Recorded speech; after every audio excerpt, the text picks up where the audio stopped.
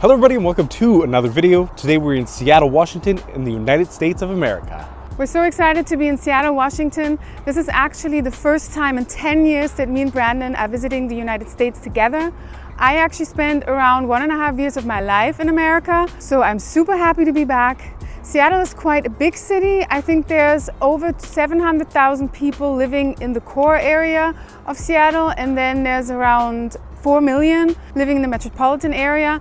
So I'm not sure how much we're going to be able to see, but we're going to try our best and we're going to try to eat as much food as we can. So let's go.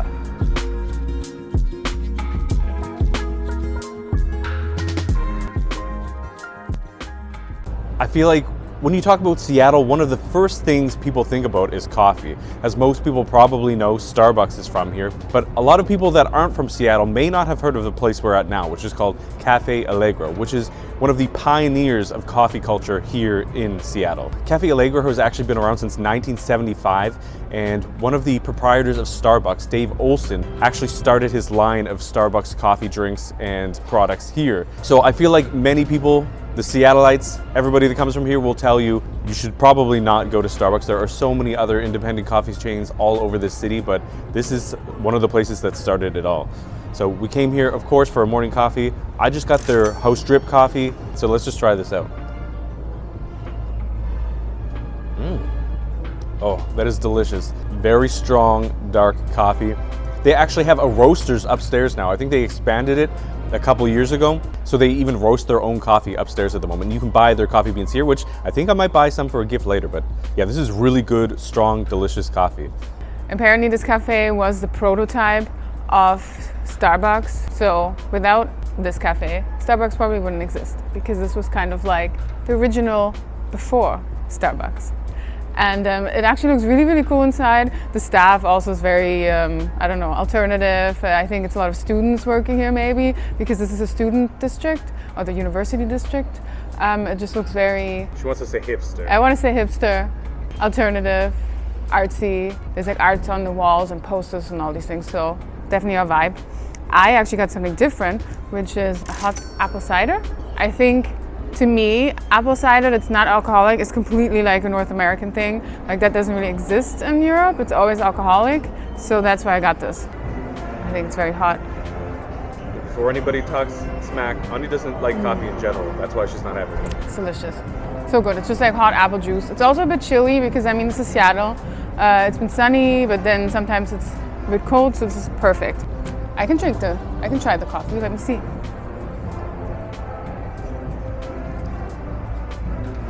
Too bitter. I like Tim Hortons Double Doubles better now. But yeah, this place is really cool. You need to check it out. They don't just have fresh coffee inside. You can also buy pastries, breakfast burritos, and you can buy their beans, which, as I said, I'm pretty sure they roast upstairs.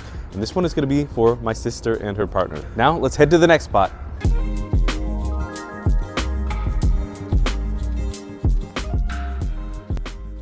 As we mentioned, we are currently in the University District, and it so happens that today there seems to be a big street fair.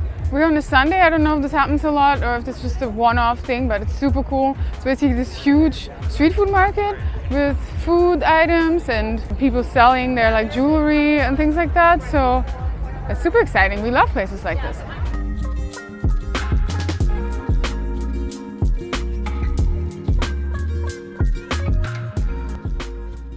So we passed one stand that we couldn't say no to, which is called Kathmandu Momocha.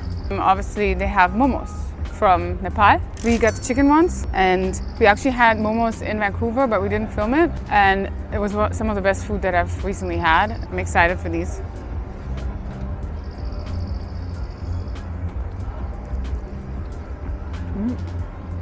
These are good. We got the mild sauce with them because I'm not that good with spice. It looks spicy. It looks like it's going to be too spicy for you. It's still a bit spicy, but it's okay. And they're delicious. They have like green onion inside, obviously like this chopped up minced chicken patty thing. I don't know, it's just delicious. Honestly, momos are probably one of our favorite types of dumplings. And as Ani said, they are from Nepal and parts of India. The ones that we had in Vancouver were amazing. We got like a butter chicken sauce on top of them, but these ones look good as well. Mine is covered in the hot sauce, so let's see if it's spicy or not. Is this gonna burn my mouth off? They're not that hot.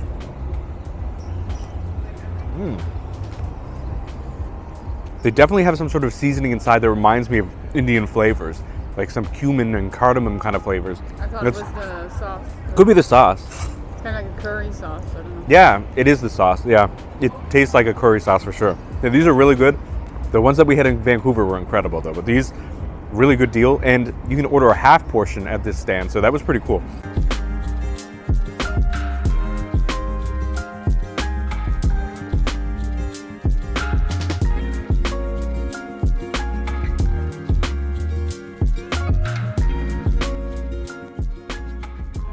Another thing that Seattle's known for is hot dogs, in particular the Seattle dog.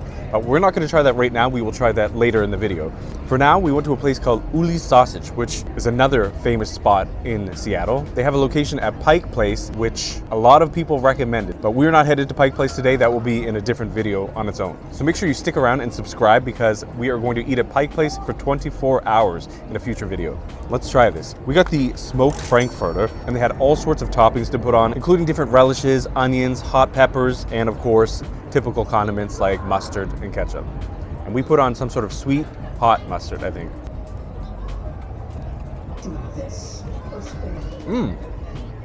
Just like a good frankfurter, a good hot dog should, it has a really nice snap. On the inside, you can see that it's kind of got this dark color from being smoked, which is really cool. You taste that smokiness as well. This is a really good frankfurter. Really interesting because the frankfurter doesn't even look like a frankfurter to me because it's not this like orange kind of color. Normally, I don't know, when I saw this, didn't open like this, I thought like this looks like a bratwurst. But yeah, it's really good. I really like the sauce, the sweet mustard sauce. We were planning to go to this place at Pike Place, but we have so many things planned. So it was kind of perfect that we saw the stand right here at the fair. So that way we can actually try this and we don't have to eat 5 million things tomorrow at Pike Place. But yeah, it's pretty good. Kind of just a normal hot dog, I feel like. I'm curious to see what the other one is going to be like later.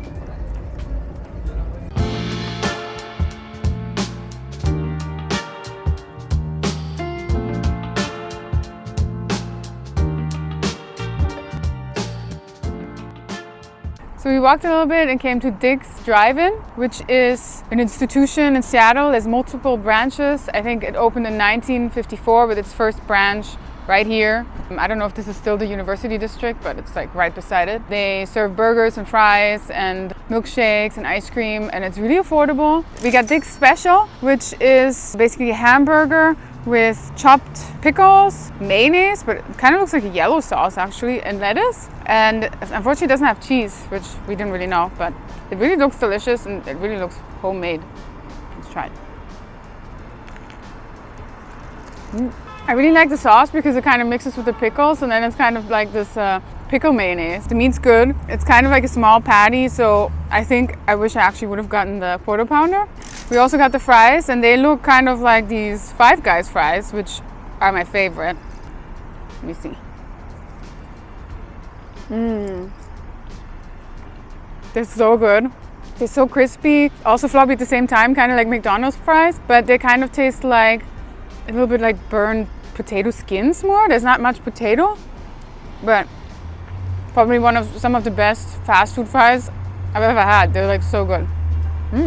According to the official Dick's website, the reason why they didn't branch out into other states is because Dick and his partners were family men and they wanted to keep the business local so that they didn't have to travel away and miss out on time with their family, which is kind of a cute story if that's true. We ordered our fries with a side of tartar sauce and ketchup.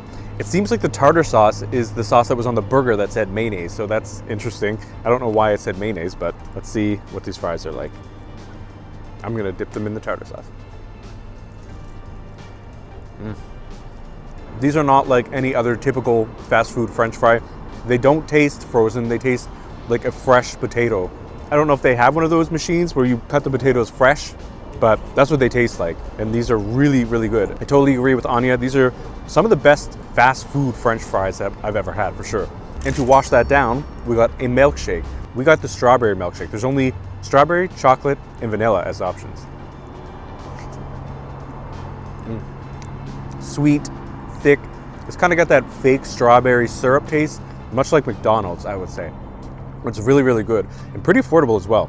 Now, I'm gonna try the burger, so give me a minute, I guess.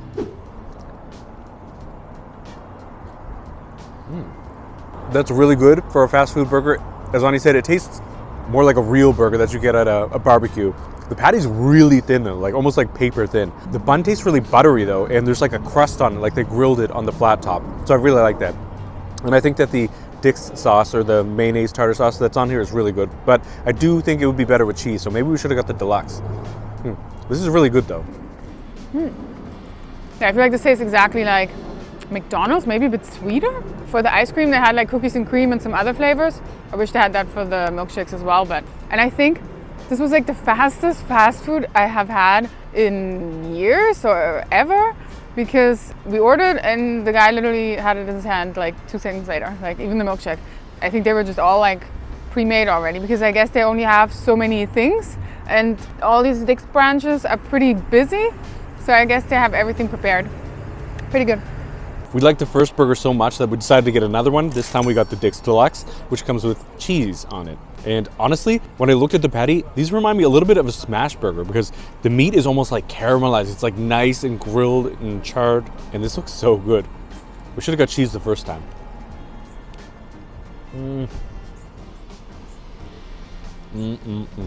Oh, there is 2 patties. This is so much better. Again, they gave me this in like 1 second, but this is so fresh, hot, delicious. If you're gonna choose just one burger, definitely go with the Dick's Deluxe because this is amazing.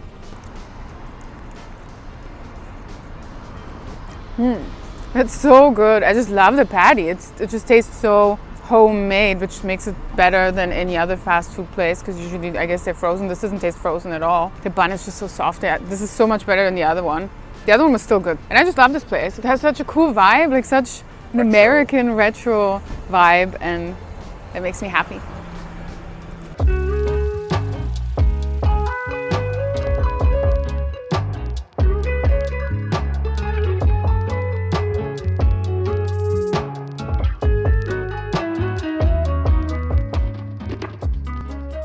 Being so close to the Pacific Ocean, you should probably try at least some sort of fish dish when you come to Seattle. So we decided to come to Ivar's and get some chowder. Now, Ivar's is another place that is considered by some to be an institution in Seattle, but other people said that maybe you can pass on it. They're known for their fish and chips, especially salmon and chips. Again, chowder. They sell clams and all sorts of other things. We decided to go with salmon chowder.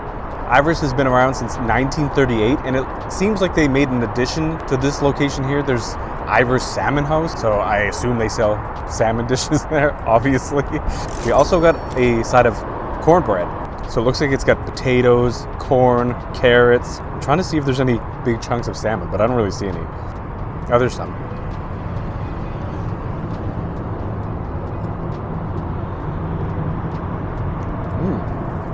I mean, it's pretty good.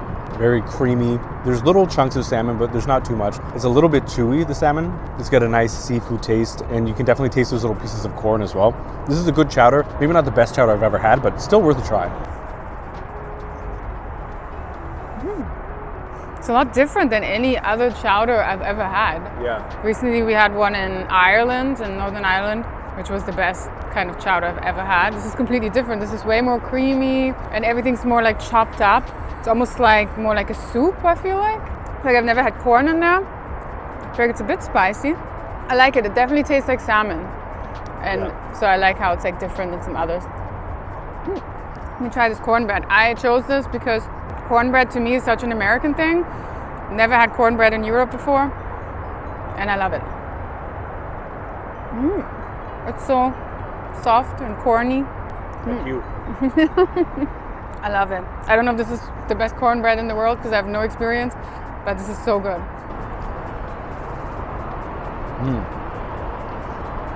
Perfect. Ivar's is right next to the water, and there's a super nice view of the Seattle skyline, and you can see the Space Needle and everything. So I really love that. And now it's actually sunny, so it's beautiful, but there's also highways, so I hope you can hear us.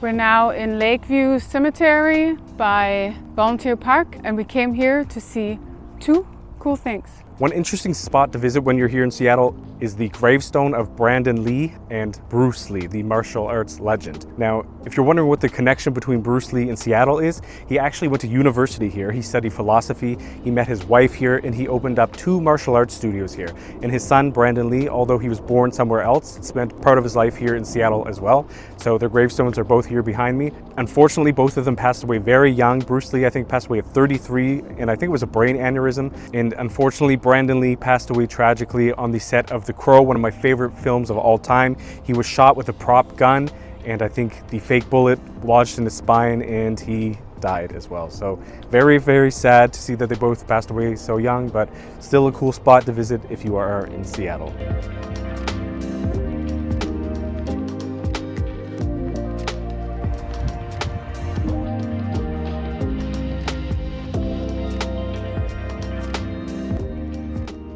The second cool thing we want to show you is this piece of art by Isamu Noguchi, and it is called Black Sun. Now, if you're a grunge fan, maybe that title seems a little bit familiar to you. I'm sure most people know that Seattle was basically the birthplace of grunge in the 90s.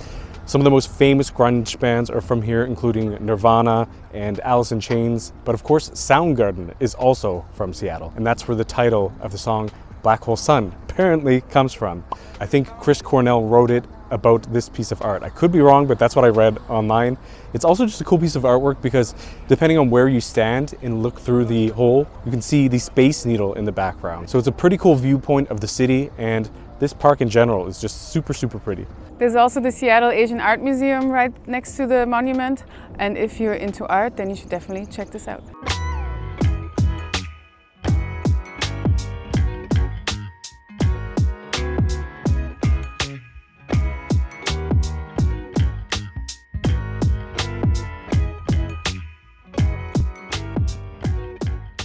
We're now having another dish that's famous in Seattle, which is Seattle Teriyaki. This actually started in 1976 by a guy called Toshi, and he was a wrestler in Japan and came to Seattle and opened a teriyaki shop that still exists. It's called Toshi Teriyaki, I think. And now it has multiple branches and is really famous. Basically in the 90s, teriyaki became super popular in Seattle, and I think by 2010 there were 83 different shops. I have no idea how many shops there are now, but you can definitely see it like going through the city, and especially in the student district and stuff, there's like teriyaki shops everywhere. And I think this is just supposed to be a very like cheap meal. It looks delicious, it smells delicious. So we got chicken on rice.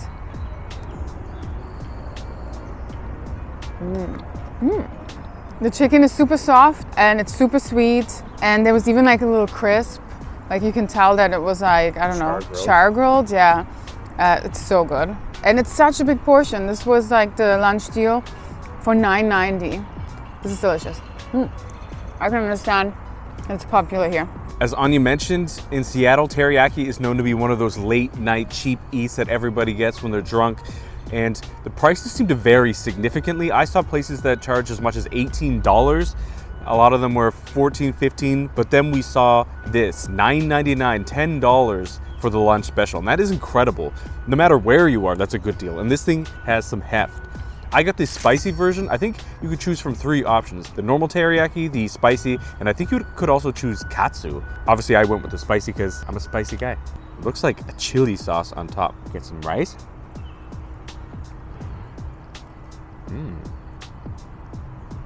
Some chicken. This is absolutely delicious. That spicy sauce is actually spicy, but it's a really nice mix because I have the contrast of the spicy chili sauce on top and the sweetness from that teriyaki. I can imagine demolishing one of these on a late night with too many drinks, coat your belly with this nice, hefty, filling food, and maybe you wouldn't be so hungover the next day.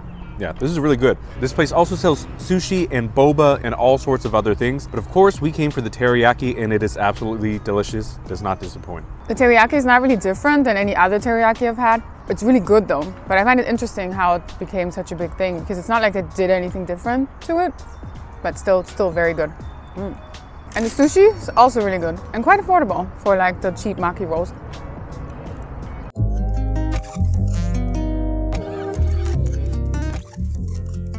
We're now at the Space Needle, which is the big tower in Seattle where you can look all over the city. Apparently it was built in 1961 and it is 605 feet tall. And it also costs $35, which is crazy expensive. And we usually like to spend our money on food, so we're not going to go up there, but it's something you can do in Seattle and it looks pretty cool.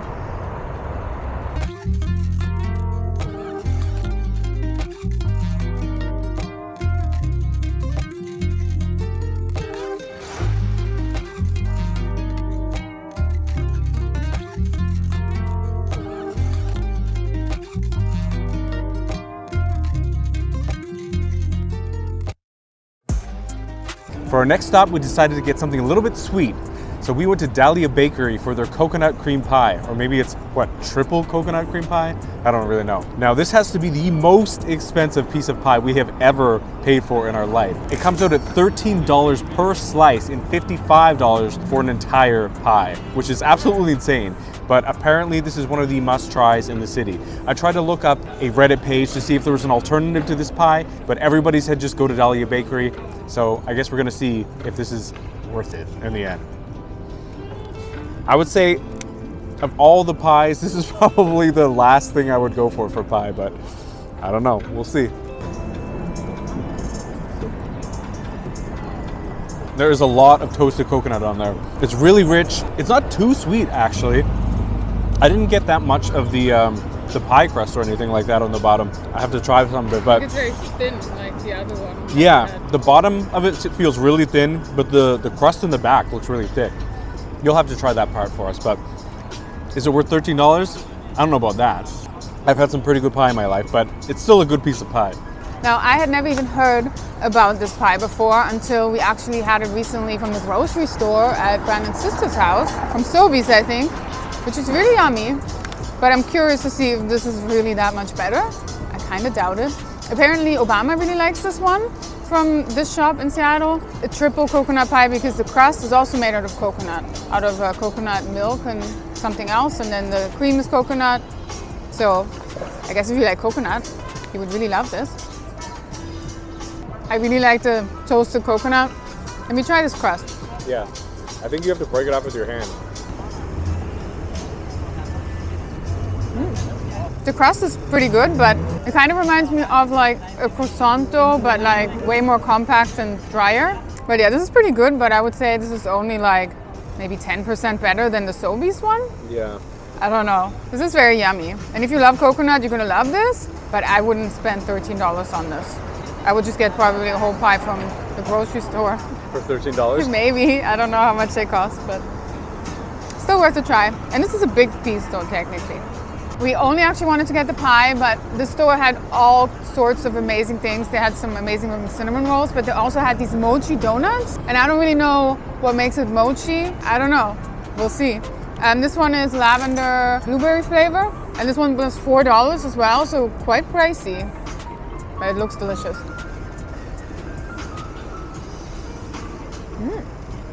Ooh. It's like chewy. Well, yeah, that's the point.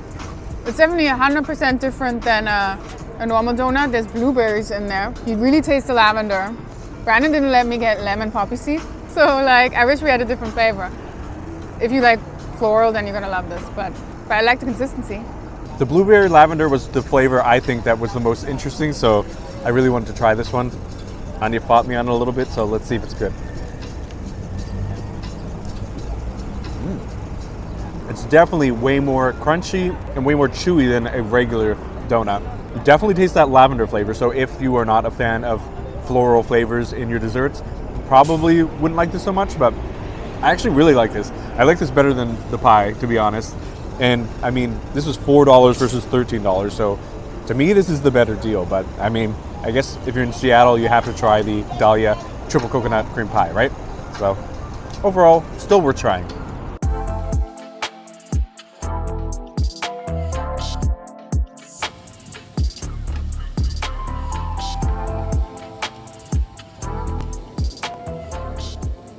We're now making a pit stop at Dog in the Park for another Seattle item that you have to try, which is the Seattle dog. And this one comes with cream cheese, which is quite unique. And it has fried onions and different peppers, cabbage, or sometimes sauerkraut, and scallions, I think sometimes. And you can like add other condiments like with a normal hot dog. It's a frankfurter, I think, and it looks delicious. The guy here is really nice who makes these hot dogs, and can't wait. I don't even know how I'm going to eat this.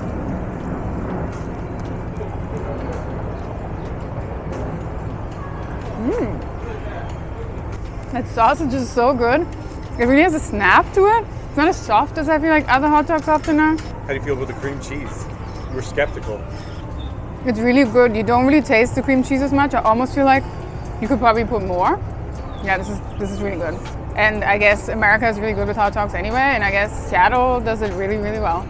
This was actually invented by a guy named Hadley Long in 1989. He used to sell bagels and cream cheese and things like that in Pioneer Square, and apparently he only sold vegetarian items. But due to popular demand, during these late night drunken nights, people wanted street meat. So he changed things up. He added a hot dog. He had a different kind of style bun. I forget what it's called.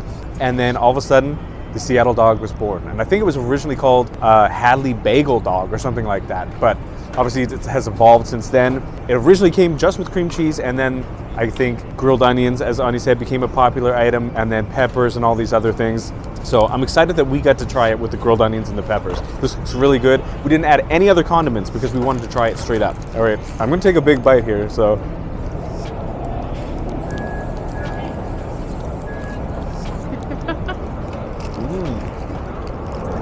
Ani's right, it's way better than I expected. That hot dog is delicious. It's so juicy, it's got that snap.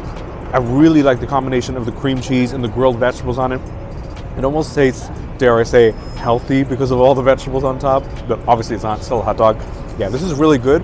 I do think that we should add a couple condiments to this to just top it up and make it even better, but if you come to Seattle, you definitely have to try a Seattle dog. This is definitely a 10 out of 10 for me. So we added some sauerkraut, some relish, mustard. I hope this isn't sacrilege.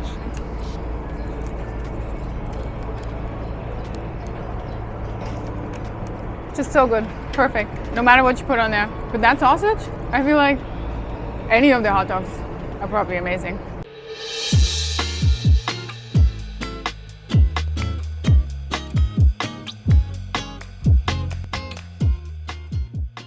So we made it to Belltown, which is an area in downtown Seattle, and I think it's quite hip and has quite cool bars and rock bars and things like that. We're gonna have a drink at a bar called Shorty's. Yesterday we went to a bar called Screwdriver, which is really, really cool. We had all this decoration. The drinks were also cheap. We had $3 happy hour beers. Yeah, I absolutely loved that bar. Totally up our alley. Amazing music, great artwork, graffiti all over the walls. Definitely our kind of place. And Shorty's also seems like a kind of place that we're gonna like. It's kind of like a pinball museum meets bar meets hot dog stand. I don't even know. So we're excited to check this out.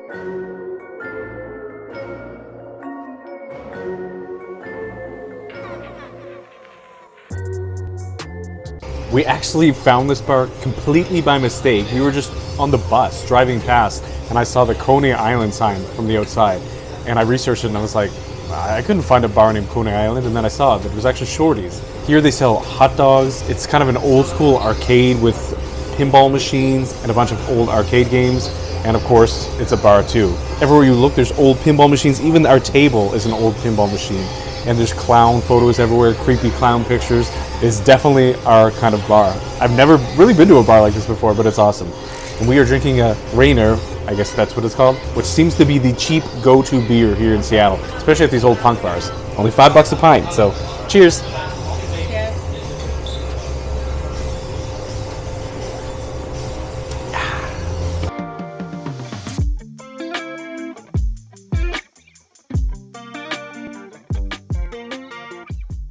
We now came to another food place in Seattle, which is called Carmelo's Tacos.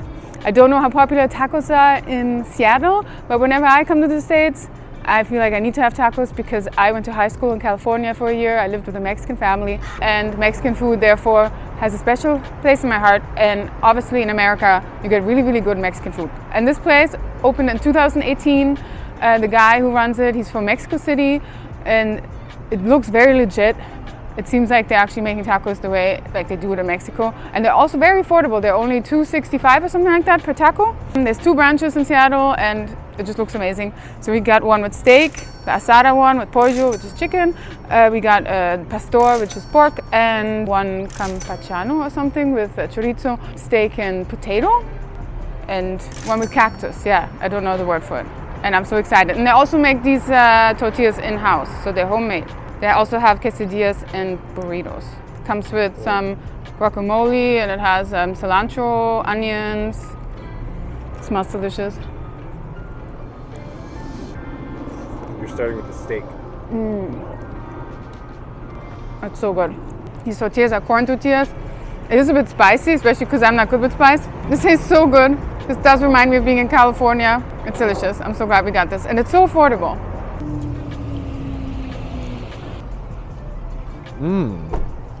That steak is absolutely delicious. It's a little bit chewy, but the flavor is still amazing. But that corn tortilla is where it's at. Like, that's so good and so fresh.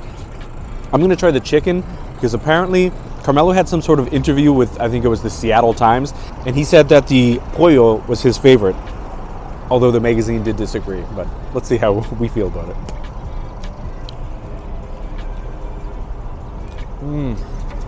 That's really good too.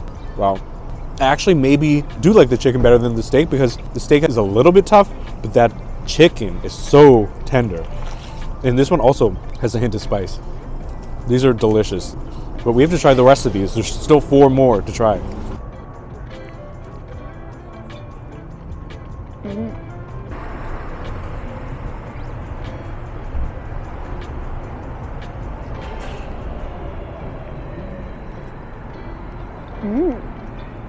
I love the chorizo.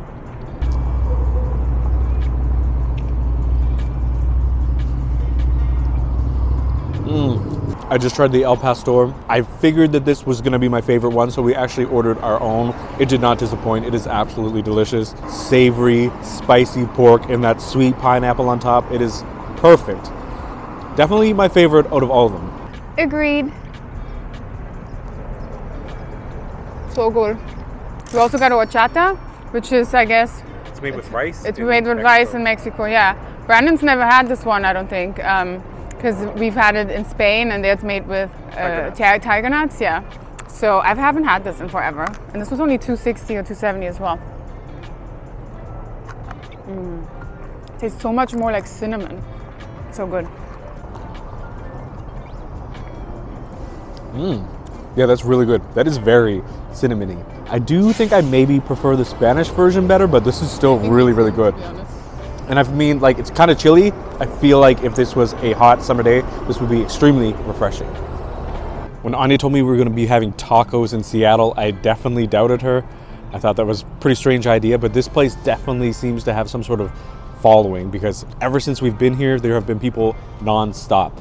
And honestly, I agree, it is absolutely amazing. So if you are ever in Seattle, please come check out Carmelo's because this is absolutely delicious.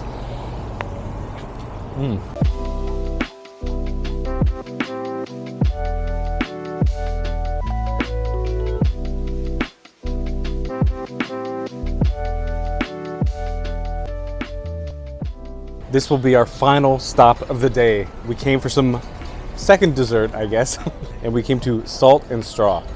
I think originally this is a Portland, Oregon chain, but they have locations all over America now, or at least on the West Coast. I think there's one in Vegas, Los Angeles, obviously here in Seattle, and apparently The Rock, Dwayne The Rock Johnson owns a part of this company, which is very strange. So we got 2 different flavors, as you can see. One of them is pear and blue cheese, and the other one is a jasmine milk tea stracciatella or stracciatella. I don't know how to say it, it's Italian, but I'm sure I butchered it. They are known for having a lot of strange flavors. We even got a sample when we were in there, and it was spinach tahini fudge cake. Very strange combination, but let's try this. I actually love blue cheese, so I don't even think that the blue cheese and ice cream combination sounds that weird. And they make their own waffle cones. This portion is absolutely huge.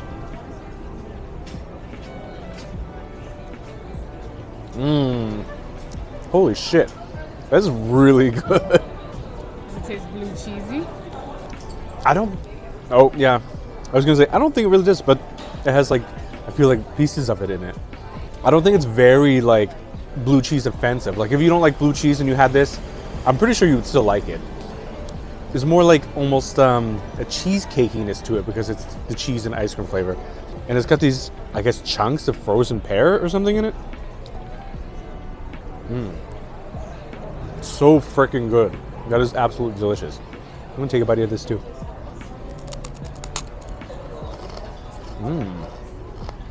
Oh, the blue cheese just hit me. I can definitely taste the blue cheese now. This is so freaking good. Let's have Anya try the next one though. I really like ice cream, but I don't know if I like it this much that I need this much of it. This is so big, but I'm sure it's gonna be delicious. I feel like for $8, this is a pretty good deal. I mean, with the cone and everything, and tip, it was like 12. Oh yeah. So, yeah, but I mean, we're sharing this. Nobody could finish this alone. Like, if you can, then you're crazy. Okay, let me try the stracciatella one. It's really good. Yeah, it tastes like tea. I can actually taste the tea, like green tea, but just a tiny hint. And then the chocolate's really, really good. Let me try this other one. Yeah, try the blue cheese. It really goes well with the pear. Like, it does taste kind of like a cheese board or whatever when you put the blue cheese with some... So it's a charcuterie board ice cream? Oh yeah, cheese and pear together, yeah, I suppose. I haven't been hit like you with the blue cheese. Oh yeah, I think there's like little pieces. Yeah. It's so weird that having that new ice cream, but it isn't really wrong. I don't know. It works, I think. Yeah. It's really good. I don't know how we're gonna finish this, but I guess we'll try.